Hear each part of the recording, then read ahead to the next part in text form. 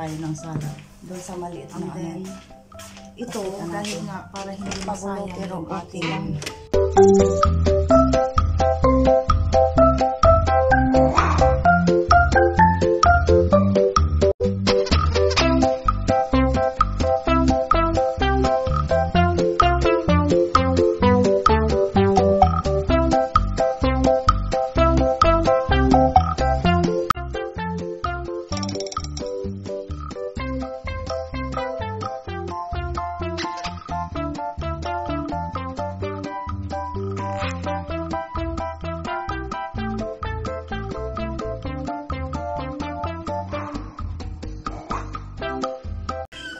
paghalo-haloin natin yan, guys.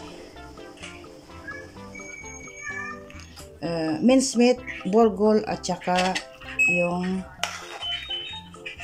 shredded na sibuyas doon. Ayun, natapos na natin yun. And then, mayroon naman ito. Ipa-fry natin sa sibuyas na yun.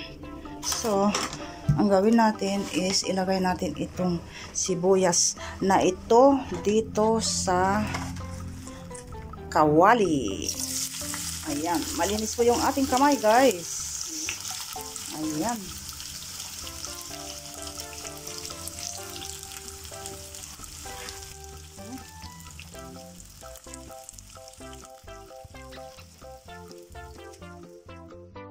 So, habang prito natin yung sibuyas at yung ground meat, iganyan-ganyan po natin yung ating pinigapigang borgol meat at saka shredded onion. Yan po siya. Gumagawa po tayo ng unang layer.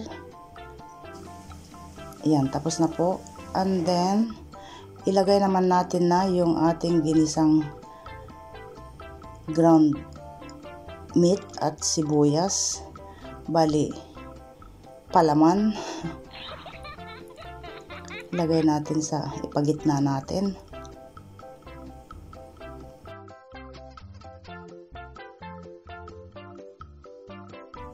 Masilip naman ng ating itsura habang nagluluto dito, guys.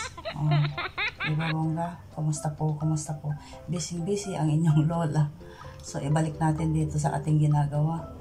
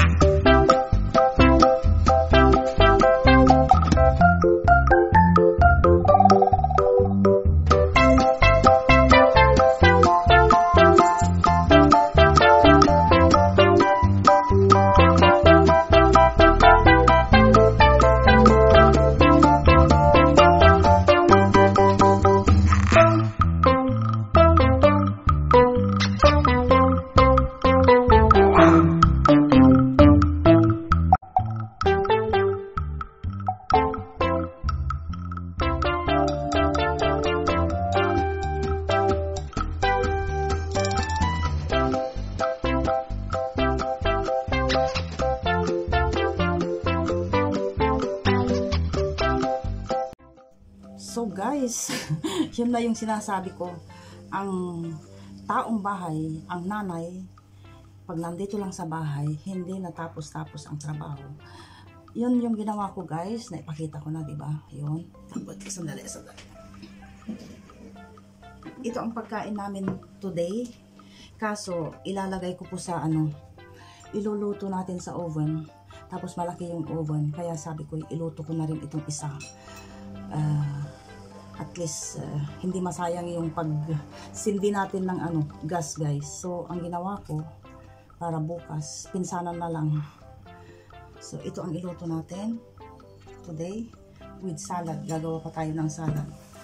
And then, ito, dahil nga para hindi masayang yung ating pagsindi ng ating gas, ng ating oven, ginawa ko na rin ito para bukas. Ipapainit na lang para bukas. So, ito ay ulo ng mamoy, guys. Ulo ng mamoy. At minarinate ko na rin siya. I mean, nilagyan ko na ng pampalasa.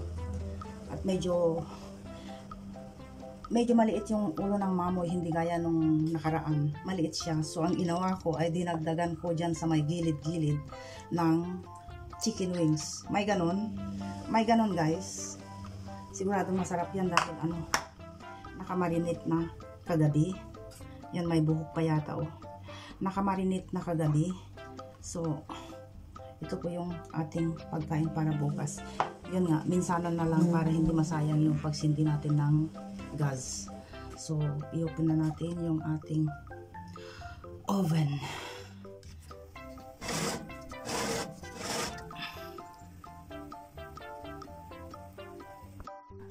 So, okay na. At tayo'y mauupo muna dito, guys. Time out muna tayo. At ang aking pero nagko-complain si Jessie, guys. Nagko-complain si Jessie dahil pag natapos ko na yung dito ay iiwanan ko na ito. Sabi ko sa kanya, iiwanan ko na itong kusina. Siya na ang magtatapos.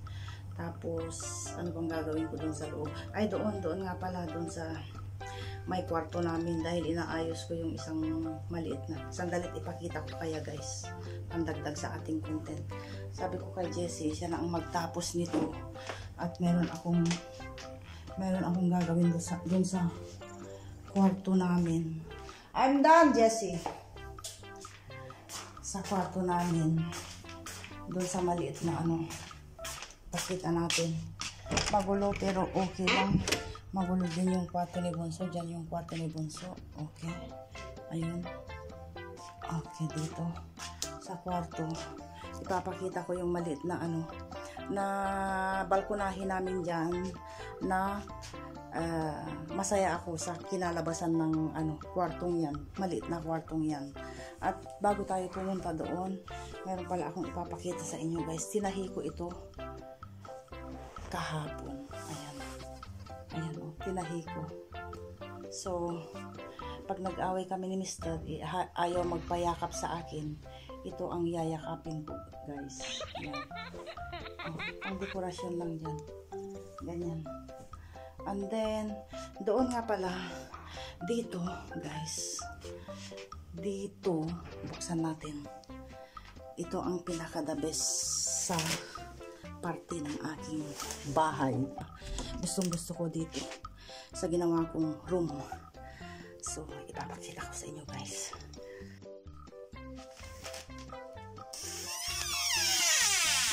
Ayan siya, guys.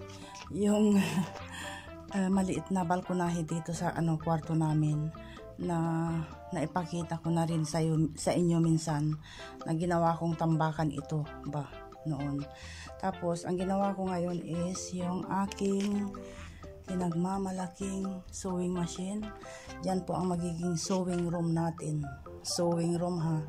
So naglabas na ako ng mga i-repair natin diyan na mga pants ni Habi. At yan ako nagtatambay kung may sinusulsi ako or kahit na kung minsan nagdudot-dot ako. Oo.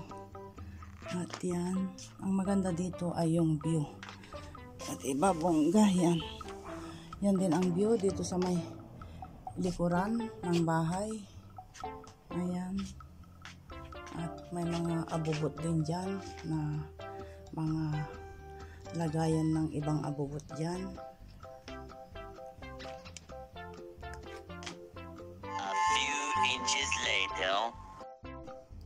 Ayan, done na po yung ating pagkain.